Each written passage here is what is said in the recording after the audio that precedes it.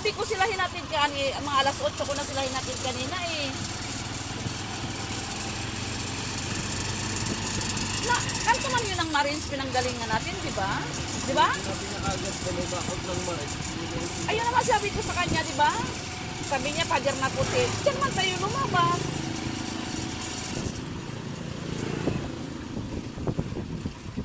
Diyan man din kami galing kanina. Sakay ka na. Kabuang mo, dyan man kami galing kanina. Nakadulo nito? Nakarating man kami doon sa dead end. Yung may simbahan ng Katolik yan naman natin. Hindi niya rin kasi pamilyar. Sabi ko sa iyo, bakod ng military. Harap ng gate. Galing na kami doon. Nakarating na kami sa dead end. Kabuang kaloko. May dead end doon. Doon na kami nang galing ni Kuya.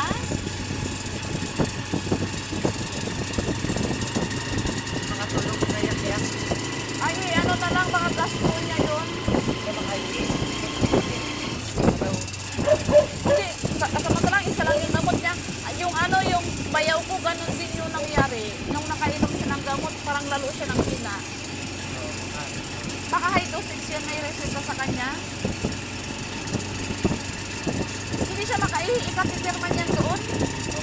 Para makaihi. Kasi yun, at least malinis yung pantong niya. Naghihirap siya talaga. Rayak na nga kanina.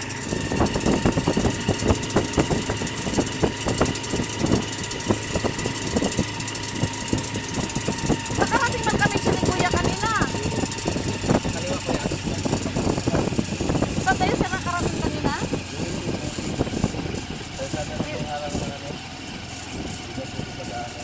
Ay, linti. Ala, nakarating man tayo dito, sir, kanina, di ba?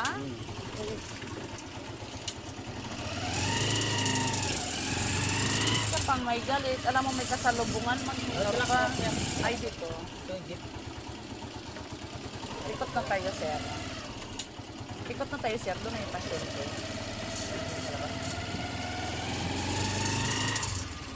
Na, let's go na, Day. Kumusta na? Ha?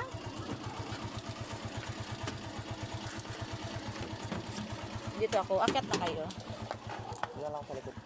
Hala ka naman ako ilagay yung sa likod. Charot ka. Sige na, sige na. Okay na yan.